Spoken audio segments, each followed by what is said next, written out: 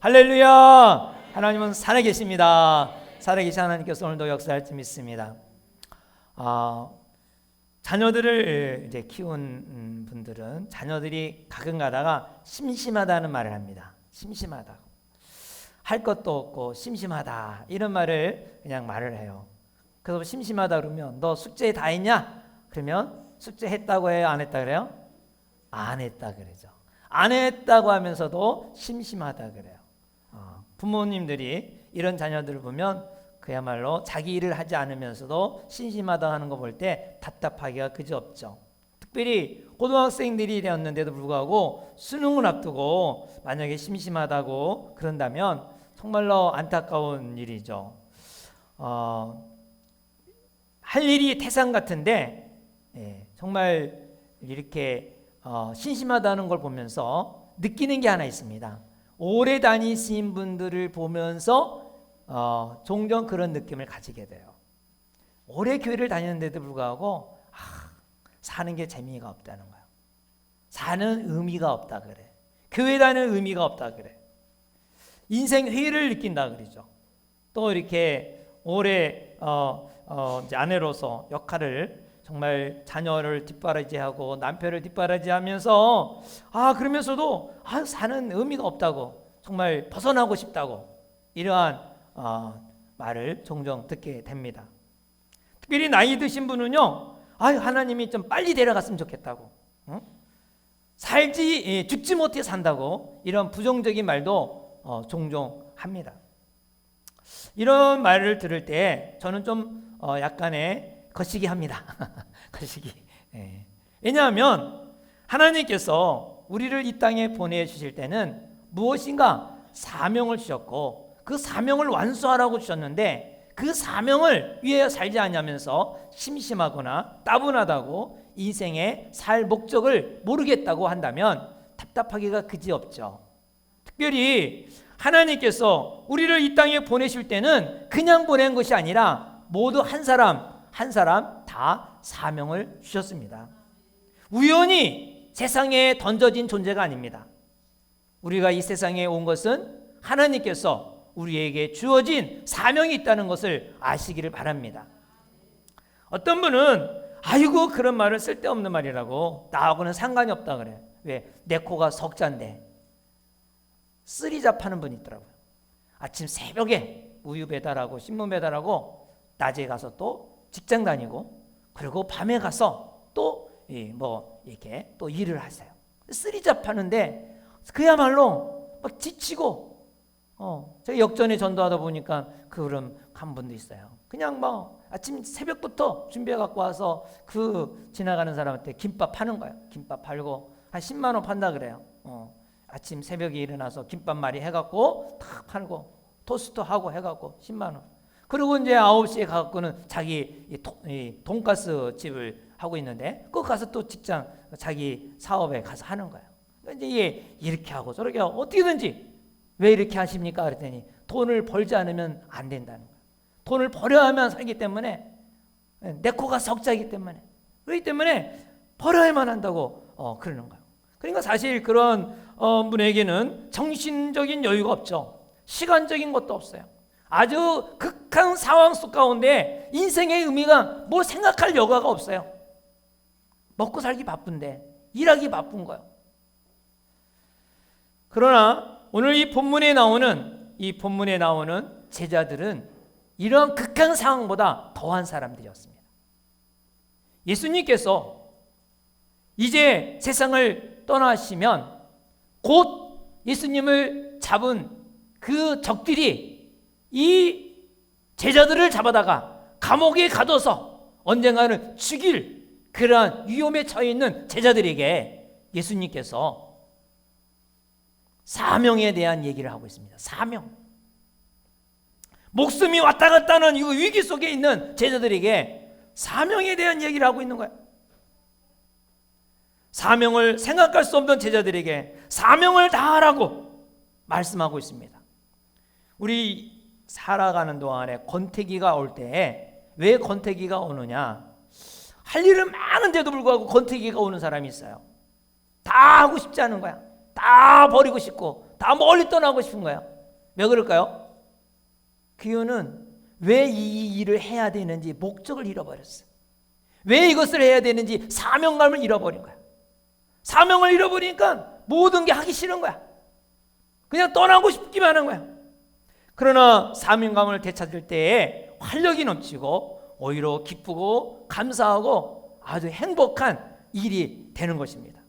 예수님은 오늘 이 본문에서 제자들에게 이 사명을 말씀하시면서 이 사명을 다하기 위하여 네가 사명을 다하는 게 아니라 하나님께서 사명을 다하도록 보호해 주는 기도 내용이 오늘 본문입니다. 예수님이 17장 긴 기도 내용인데 그 중에 오늘 읽은 내용은 중간 부분이죠. 중간 부분. 특별히 제자들에 대해서 얼마나 사랑을 표현하는 애틋한 모습을 보여주고 있습니다. 제자들에게 향한 그 마음은 곧 우리에게 향한 마음인 줄 아시고 말씀을 잘 듣고 은혜가 되기를 주님으로 축원합니다.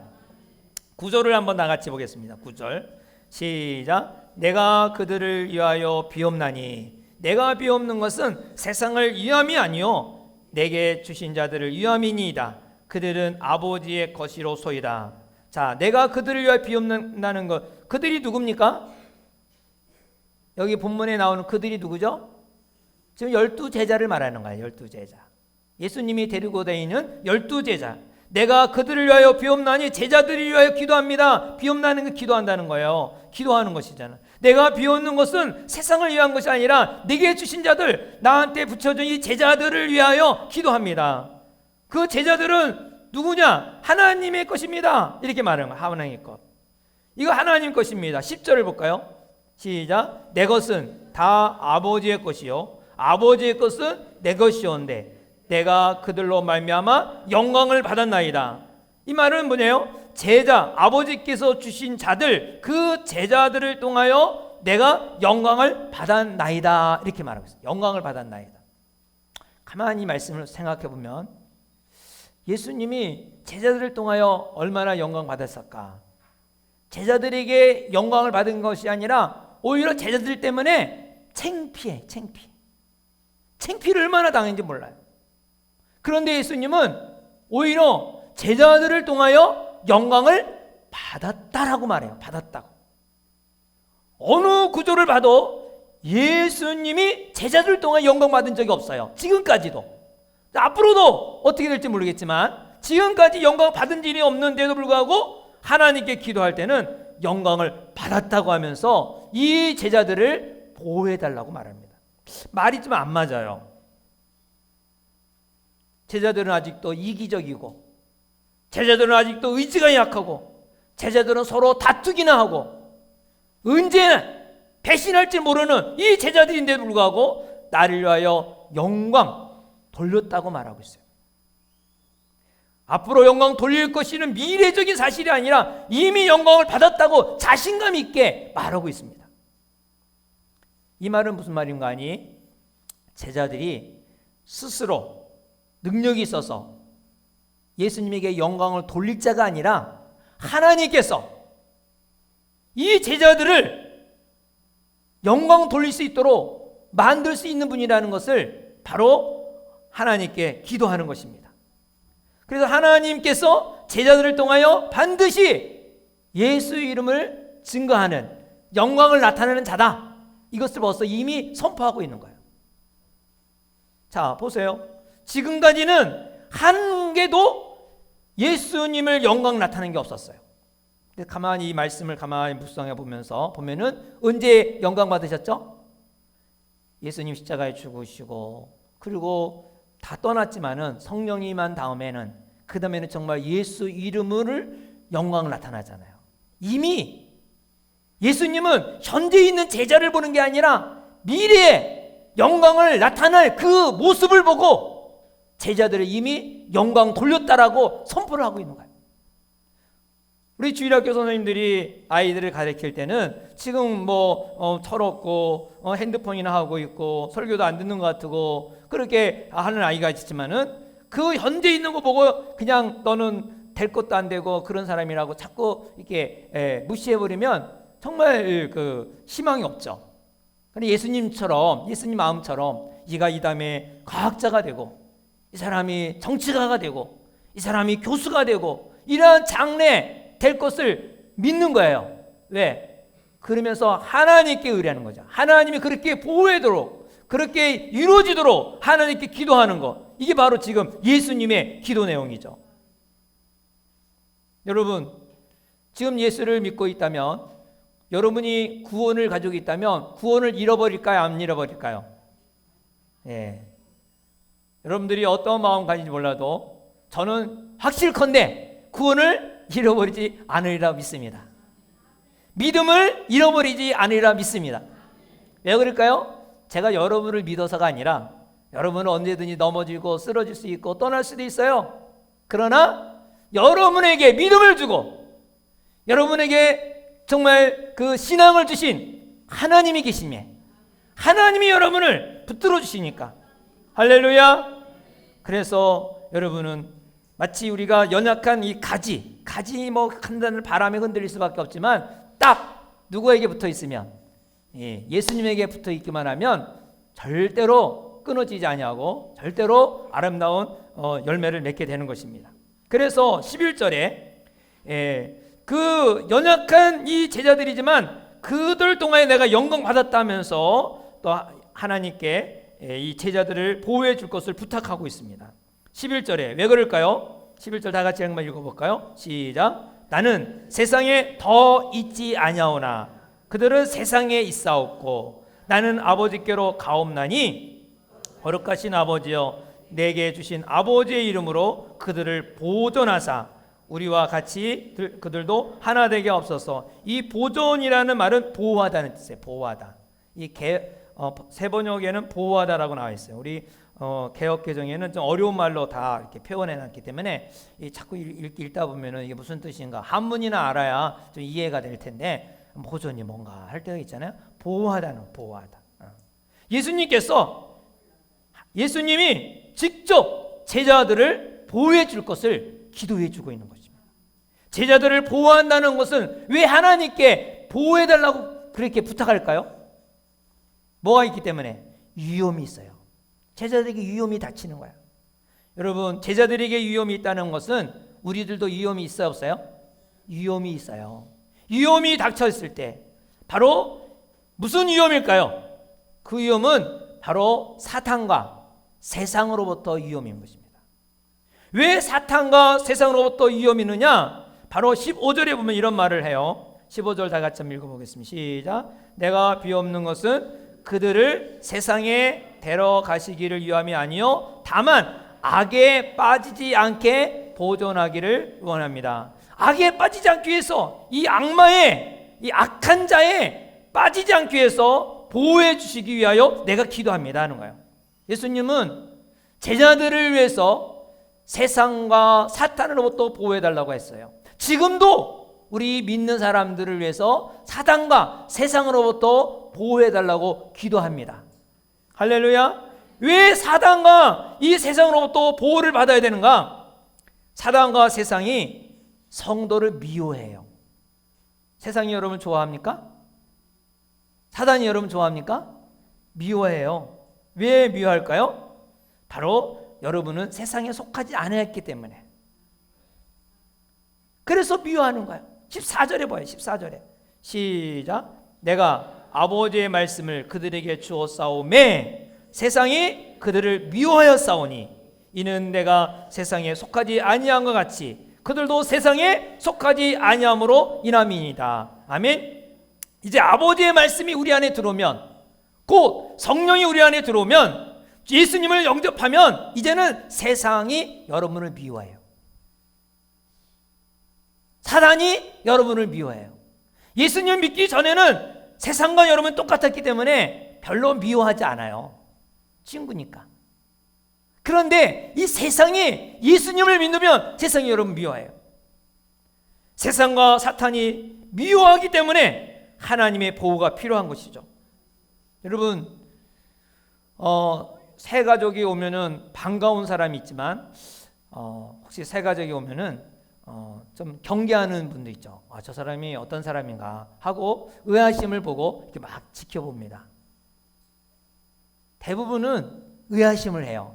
환영하는 사람은 정말 영혼을 사랑하는 사람이기 때문에 누구나 와도 좋소. 환영합니다. 그래서 따뜻하게 맞이하지만 그러나 일반적으로 보면 저 사람이 어떤 사람인가. 또 거기다가 이제 외국인이 딱 앉아 나타났다. 또 그것도 흑인이 있다.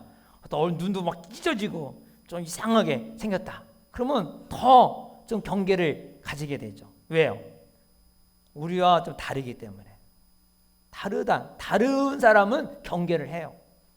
특별히 어떤 일을 이렇게 하자고 할 때에 많은 사람들이 다 동조하는데 한 사람이 동조를 안 해. 나 그거 안 해. 그럴 때 그 사람 이거 사랑한다고 좀 뭐 지지해 줍니까? 아니면 좀 미워합니까? 별로 달갑지 않게 생각하죠. 이 사람도 이렇게 감정인데 마귀와 세상의 입장에서 볼 때 우리 예수 믿는 사람을 얼마나 미워하겠어요. 왜냐하면 전에는 우리 다 같은 사람이었어. 같은 동지야. 그런데 이제는 벗어났잖아요. 요한일서 2장 19절에 보면 그들이 우리에게 나갔으나 우리에게 속하지 아니었나니 만일 우리에게 속하였다면 우리와 함께 거하려니와 그들이 나간 것은 다 우리와 속하지 아니함을 나타내려 함이라. 서로 이제 떨어져 나갔죠. 마태복음 4장에도 보면 예수님이 세 가지의 시험을 받는데 마지막 시험이 무슨 시험인가니 예수님은 높은 자리에 올려놓고 높은 산에 올라가서 천하를 딱 보여주면서 이 세상이 다 내 건데 나한테 절해라. 그럼 이 세상을 다 주겠다 그랬어요. 세상이 누구 거라 그래요? 근데 여기서는 마귀 거라 그래요. 예수님이 그거에 대해 반론을 안 해요. 이 세상이 다 마귀 거라는 거예요. 단지 반박한 거 하나 있는데 오직 하나님만 섬기라고 그러면서 마귀를 쫓아냈지 세상이 마귀 거라는 것에 대하여 반박하지 않았어요. 믿는 사람은 이 세상에 속하지 아니하고 하늘의 시민권을 가진 자예요. 그래서 이 세상의 법보다 어느 법을 따라가는 거 아니? 하나님의 법을 따라가요. 그렇죠?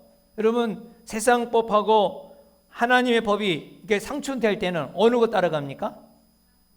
하나님의 법에 여러분은 하늘의 시민이기 때문에 하늘 시민은 하늘 법을 따르는. 그러니까 세상으로부터 어떻게 됩니까? 미움을 당하고 또 버림을 당하고 또 어려움을 당하게 되는 거예요. 그래서 사단이 이 사단과 세상이 우리 예수 믿는 사람을 미워해요. 더 미워하는 거는 우리들이 또 살금살금 그 사단에 같이 속해 있는 사람, 세상에 속해 있는 사람을 살금살금 꼬셔갖고 데려오잖아요. 교회 가자 그래갖고. 그러니까 세상이 얼마나 싫어하겠어요. 자기의 직속 부하들이 다 뺏기니까 하나 둘 뺏기니까 얼마나 싫어하겠어요. 그래서 예수님을 믿는 사람을 아주 싫어해요. 마귀가. 특별히 미신을 섬기다가 이제 교회를 나오고 좀 예수를 한번 믿어봐야겠다 하는 사람은요 꼭 한 번은 큰일을 당해요. 왜? 마귀가 가만두지 않아요. 마귀가 좀 한 번 좀 이렇게 뭐를 좀 이렇게 신호를 보내죠. 겁을 주는 거예요. 근데 여러분 그런다고 지면 될까요? 안 되죠. 왜냐하면 반드시 예수님께서 하나님께 부탁을 했잖아요. 이들을 보호해달라고, 이를 지켜달라고. 하나님의 보호는 완전합니까? 불완전합니까? 완전합니다. 하나님은 완전하세요. 그래서 하나님의 보호가 있기 때문에 승리한 거예요. 승리해요. 마귀와 세상이 우리를 미워하지만은 하나님의 보호가 있기 때문에 우리는 반드시 승리한 줄 믿으시기 바랍니다. 그래서 예수 믿다가 어려움을 당해도 이것으로 내가 좌절하거나 실망하거나 포기하지 마세요. 이미 승리한 자니까. 이미 따놓은 당상이에요. 할렐루야. 그래서 예수님이 12절에 이렇게 말씀하고 있어요. 내가 그들과 함께 있을 때에 내게 주신 아버지의 이름으로 그들을 보존하고 지켰나이다. 그 중에 하나도 멸망하지 않고 다만 멸망의 자식뿐이오니 이는 성경을 응하게 함이니라. 하나도 멸망하지 않겠다. 하나도. 12제자 하나도 멸망하지 않겠다. 다만 멸망의 자식 하나 버린다네. 멸망의 자식 누구죠? 가룟 유다 외에는 다 버리지 않겠다 그랬어요. 네. 벌써 이게 겟세마네 동산에서 기도한 내용이에요. 가룟 유다는 왜 뭐라고 벌써 이미 예수님 말씀 멸망의 자식이래. 멸망의 자식. 근데 가룟 유다를 가만히 살펴보면 예수님을 주님이라고 부른 적이 없어요. 예수님을 선생님이라고 불렀어. 여러분 혹시 예수님을 선생님이라고만 부른 뭔가 좀 배우려기만 하는 그러한 신앙이 있습니까? 언젠가는 이 멸망의 자식이 될 것 같아요. 예수님을 뭐라고 불러야 돼요? 아저씨예요, 주님이에요? 예수님은 나의 주인으로 여겨야 돼요. 나의 주인으로 여길 때, 주인으로 고백할 때 주님은 절대로 버리지 않습니다. 마치 나무에 딱 붙어 있기면, 가지가 붙어 있기만 하면 흔들림이 오듯이 예수님은 나의 주님이십니다. 할렐루야. 주님은 제자들을 세상에 보내면서 하나님의 보호를 구했습니다. 그래서 우리가 이 세상에 나갈 때는 영적 싸움이라고 해요. 영적 싸움. 세상의 백성과 천국의 백성과의 싸움이에요. 여러분은 싸움에서 이겨야 되겠어요? 져야 되겠어요? 이겨야 될 줄 믿습니다. 삼국지에 보면은 적을 알면 이 작전을 잘 짜서 이긴다고 해요. 그래서 어떤 싸움에는 이 적에게 이렇게 식량 보급로를 딱 차단해 갖고 그래갖고 거의 섬멸하는 경우가 있고, 그리고 어떤 동네를 공격할 때 정면을 안 가고 옆으로 그 약한 부분을 공격해 갖고 가서 승리하는 경우가 있고, 정면으로 가도 아주 주인공 최고의 그 한 사람만 팬다 뭐 이런 영화도 있잖아요. 그 한 사람을 딱 이기면 완전히 점령하는 거죠. 마귀는 전쟁 때 우리의 약점을 잘 알고 공격합니다. 약점. 여러분 우리들의 약점이 무엇인가 한번 보시기 바랍니다. 우리 삶 가운데 끊지 못한 이 습관적인 이 약점, 마귀는 그거를 갖다가 우리의 자기의 밥으로 여깁니다. 마귀에게 공격하라고 문을 열어주는 것이 바로 이 습관인 것입니다. 끊지 못한 습관. 마귀가 성도들의 모임, 제자들의 모임을 공격할 때는 그러면 어떤 작전을 쓰는가? 이 마귀의 작전이 있어요. 그 작전은 딱 한 가지예요. 이미 예수님을 다 승리를 해놨기 때문에 우리는 승리하는 사람이에요. 어떤 상황에도 다 승리하게 돼 있어요. 믿음으로 나가면 다 승리해요. 그런데 딱 지는 거가 하나 있어요. 그거는 내부 분리예요. 내부 분열을 일으키는 분열. 마귀는 정면 전쟁이 아니라 내부의 분열을 꾀하는 거예요. 그래서 11절에 보면 이런 말씀 하잖아요. 나는 세상에 더 있지 아니하나. 이제 하늘로 올라가시니까 나는 세상에 더 있지 아니하나 그들은 세상에 있사옵고 제자들은 세상에 있는 거예요. 나는 아버지께로 가옵나니 거룩한 아버지요, 내게 해주신 그 아버지의 이름으로 그들을 좀 보호해 주시고 보존하사 우리와 같이 그들도 뭐하게? 하나 되게 하소서. 따라해 보겠습니다. 하나 되게 하소서. 하나 되게 하소서. 하나님의 보호 없이는 하나가 될 수가 없어요. 하나가 되어야 돼요. 하나 되지 못하면 분열이라는 분열.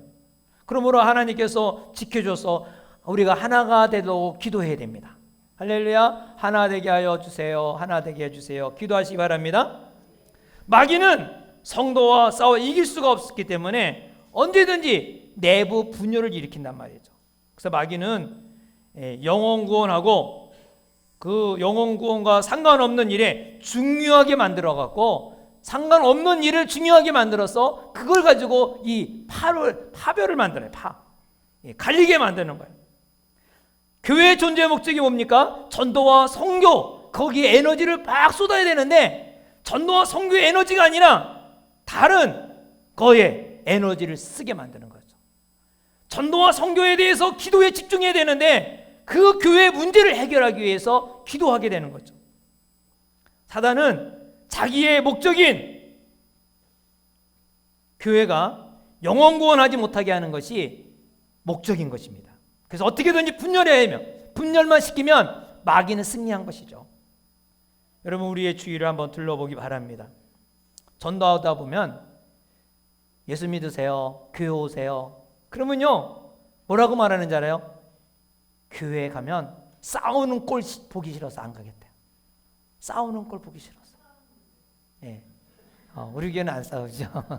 근데 이게 안 다니는 사람 말이에요. 안 다니는 사람은 이렇게 전도하다 뭐 그런 말을 많이 해요. 근데 또 어떤 때는 버스 타고 가다 보면 막 좀 소리가 크잖아요. 그럼 뭐라 그러는지 알아요? 여기가 교회인 줄 알아. 그래요. 그러니까 교회는 인식이 싸우는 다, 이 싸우는 거로 인식으로 돼 있어요. 교회에서도 열심히 교회 봉사하다가 이제 명목적으로 그냥 교회만 왔다 갔다 자기 예배만 왔다 갔다 하는 사람들 보면은 왜 그러냐? 이 싸워서 그래. 싸워서 누군가가 싸우면은 다 이꼴저꼴 다 보기 싫어. 안 하는 거예요. 마귀는요 어떻게든지 분열을 만들어서 하나 되지 못하게 하네. 이거는 마귀가 승리한 거죠. 아, 자기 작전에 딱 성공했다 그래요. 그래서 예수님께서 하나님께 기도하는 제목이 뭐냐? 하나 되게 하옵소서. 하나 되게 하옵소서. 하나만 되면 마귀는 이깁니다. 하나만 되면 전도는 그냥 저절로 됩니다. 할렐루야. 그래서 교회 내부적으로 싸우지 않고 분열이 되지 않도록 우리는 영혼구원 제사 삼겠다는 마음을 가지고 기도하시기를 바랍니다. 예수님의 소원이 나의 소원이 되어 지상 목표가 되기를 주여는 축원합니다. 그래서 우리가 신앙생활하면서 중요하지도 않는 걸 가지고 중요한 이슈를 만들어서 편을 만들고 그걸 갖다가 막 의견 다툼하고 그런다면 그것은 바로 하나님이 원하는 게 아니에요. 마귀의 종로로 탄 줄도 모르고 마귀의 종로 타고 있는 거죠. 그래서 우리는 이거에 대해서 우리가 간절히 기도해야 됩니다. 성도들은 마귀의 전략을 잘 알아서 영적 눈을 떠서 중요한 이슈가 뭐 해야 돼요? 영혼 구원 제사 삼는 일 해야 돼요. 그거와 상관없는 것에 편을 갈리거나 그거 상관없는 것에 우리가 이래라 저래라 막 싸우면 안 되는 거예요. 김장을 언제 하냐고 물어보더라. 김장 언제 하는 것은 언제? 좋은 날, 시간 제일 나는 날 하면 되는 거죠. 이 날이 좋고 저 날이 좋은 게 아니에요. 아무 때나. 그래서 제일 많이 모이는 시간. 할렐루야. 네. 하나가 된다는 게 뭐냐 그러면 자, 의견이 같다는 말이 아니야. 한마디 딱 하면 다 같이 예스, 예 그렇게 합시다. 그 말은 아니에요. 어떻게 공산주의도 아닌데 하나가 될 수 있겠습니까? 생각이 다 다르죠. 목사님이 이렇게 합시다 그러면 다 똑같이 지지하는 사람도 있지만 아닌 사람도 있을 거 아니에요. 스타일이 다 달라. 그렇기 때문에 다른 의견도 소중하게 여기고 그 의견을 아름다운 것입니다. 그러나 하나 되는 것은 뭐냐면 목적이 하나 되는 목적. 목적이 하나가 돼야 돼. 주님의 소원, 구령 사업에 열정이 갖고 주님이 이 땅에 오신 목적, 우리의 소원 이것이 같고 그리고 다른 의견은 얼마든지 우리가 수용하는 것입니다. 다른 사람이 나처럼 돼야 된다는 필요성이 없어요. 다른 사람의 고민이 똑같이 고민할 필요도 없어요. 그러나 우리가 같아야 될 것은 뭐냐? 교회의 존재의 목적을 우리가 알고 다른 것들을 다 수용해서 같이 하나가 되는 삶을 살아야 되는 것입니다. 구체적으로 말한다면 멀리 있는 사람은 우리가 수용한다고 할 수 있지만은 같이 일하다 보면은 의견이 다퉈요, 안 다퉈요? 일하다 보면 의견이 다툴 때가 있어요. 그 의견은 많이 나눌수록 좋겠죠. 의견이 다툴 때 그러면 최종적으로 결론이 내지 않을 때는 어떻게 될까요? 만약에 선거가다에서 막 의논이 있어. 이렇게 저렇게 하자. 결론이 안 나와. 그러면 어떤 결정을 해야 될까요? 다수결을 해야 될까요? 그것도 안 좋아요. 그때는 책임자의 말에 들으면 돼요. 의견이 충분히 했지만은 책임자의 의도가 뭐냐? 그 의도에 따라서 따라가는 것입니다. 책임자. 조율이 안 될 때 책임자에게 맡기면 그 책임자는 책임을 지고 그 일을 완수할 것입니다. 주님의 소원을 이루어야겠다는 열정을 가지면 반드시 우리 교회도 칭찬 듣는 교회가 될 줄 믿습니다. 사랑하는 여러분, 주님의 사역을 감당하기 위해서 절대로 필요한 게 뭐냐? 하나 되는 것을 잊지 않기 바랍니다. 주님의 소원이 나의 소원이 되고 우리 성도의 소원이 되기를 주의로 축원합니다. 그래서 예수님께서 이렇게 말씀하시고 제자들에게 비로소 보낸다는 말을 합니다. 보낸다. 처음에는 세상에 대해서 무관심하는 것 같지만 그런 것이 아니고 예수님의 궁극적인 목적은 뭐냐? 제자들을 세상에 보내는 일입니다. 그래서 18절에 이렇게 말하죠. 아버지께서 나를 세상에 보낸 것 같이 나도 그들을 제자를 세상에 보내었고. 할렐루야.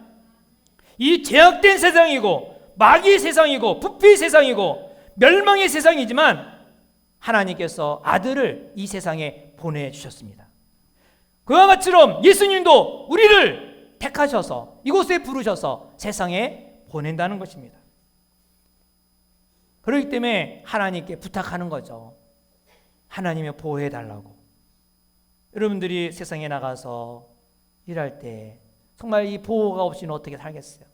마치 어린아이가 이 추운 겨울에, 아직은 덜 춥지만 겨울에 학교 갈 때 그 아이에게 장갑도 끼게 하고 목도리도 끼고 또 모자도 쓰게 해서 이 추위로부터 보호막을 싸서 보내잖아요.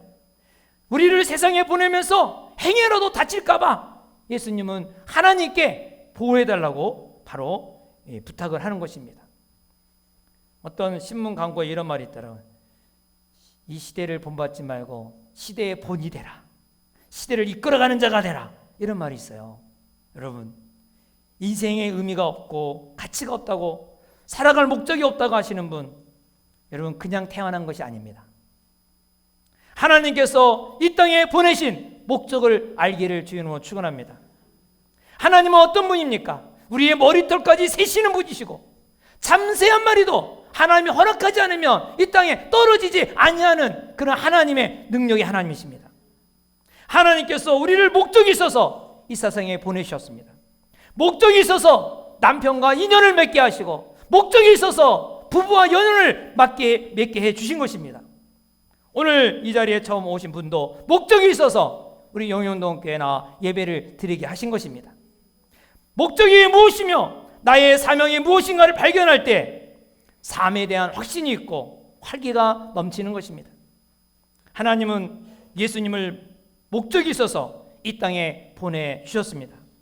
우리도 목적이 있어서 이 세상에 보내주셨고 그 일을 사명을 감당하기 원하는 거예요. 궁극적인 목적이 무엇입니까? 바로 구령 사업입니다. 직장 생활하다가 왜 나를 이 직장에 보냈느냐? 힘들고 어려운데. 근데 여러분, 주위를 한번 직장의 주위를 둘러보시기 바랍니다. 목사도 만날 수 없는 그러한 어떤 사람을 직장에서 발견하게 됩니다. 바로 이 사람을 구원하기 위해서, 그 사람을 만나기 위해서 하나님이 나를 이 직장에 보낸 것이 아닌가 생각해 보기 바랍니다. 바울과 실라를 빌립보 감옥에 왜 그 죽도록 매맞으면서 거기에 들어가게 했습니까? 거기에 한 영혼, 간수쟁이를 구원하기 위해서 하나님은 거기로 보내주신 것입니다. 가게를 하는 분, 만나는 손님마다 예수를 증거하라고 누가 하나님 보내신 분인가? 손님이 올 때마다 주여 이 사람입니까? 저 사람입니까? 한번 물어보기 바랍니다. 내가 서 있는 곳에서 사명을 깨달으기 바랍니다. 주님을 증거할 사람이 누구인지를 한번 살펴보기를 바랍니다. 우리는 영적 싸움을 하고 있습니다. 이 영적 싸움은 바로 구령 사업입니다. 영적 싸움은 나이와 상관이 없습니다. 남성과 여성은 상관이 없습니다. 교육을 얼마나 받았는지 안 받았는지 상관이 없는 것입니다. 하나님 우리를 이 세상에 보낸 이 목적, 이 사명을 꼭 깨닫기를 바랍니다. 연세가 드신 부모님들은 나는 아무것도 할 수 없어. 사명이고 뭐고 빨리 천국이나 그럼 데려갔으면 좋겠다. 이렇게 하시는 분 다시 한번 생각해 보기 바랍니다. 왜 하나님께서 아직까지 데려가지 않는지, 이 세상에 두신 목적이 무엇인지 한번 생각해 보기 바랍니다. 혹시 나의 사명은 기도가 아닌가? 자녀를 구령사업 잘하도록 기도로 도우라고 한 것은 아닌가? 손자들을 믿음으로 양육하라고 사명을 주시기 위해서 아직 데려간 것이 아닌가? 생각해 보기 바랍니다. 어떤 처지나 환경이든지 하나님은 나를 보내신 목적과 뜻이 있음을 아시고 그 가업을 완성하기를 바랍니다. 혹시 아직도 내가 살아가면서 나를 향한 목적을 알지 못한다면 하나님께 목적을 알게 해달라고 기도하십시오. 하나님은 반드시 내가 왜 살아야 되는지, 왜 이 직장에 갔는지, 왜 결혼을 했는지, 왜 내 가정을 이 사람을 만났는지를 그 목적을 알게 해주실 것입니다. 왜 주님 저 사람과의 관계를 맺게 되었습니까? 왜 이 사람과 관계를 맺게 했습니까? 왜 이 어려움을 만나게 했습니까? 하나님께 기도하면 하나님께서 그 어려운 환경을 극복해 주시든지 아니면 다른 길을 선택할 수 있도록 길을 열어주시든지 하나님 반드시 우리를 보호해 주십니다. 요한계시록 2장 10절에 보면 너는 장차 받을 고난을 두려워하지 말라. 볼지어다 마귀가 장차 너희 가운데서 몇 사람을 옥에 던져 시험을 받게 하리니 너희가 10일 동안 환난을 받으리라. 내가 죽도록 충성하라. 그리하면 내가 생명의 관을 내게 주리라. 사랑하는 여러분, 그냥 멸관이 오는 게 아닙니다. 벌써 이미 말씀하셨습니다. 두려워할 만한 일이 있습니다. 옥에 던져 시험을 당하는 것도 있습니다. 환난이 있습니다. 그러나 여러분, 하나님의 보호가 있다는 것을 믿으시기 바랍니다. 반드시 이길 수 있습니다. 승리할 수 있습니다.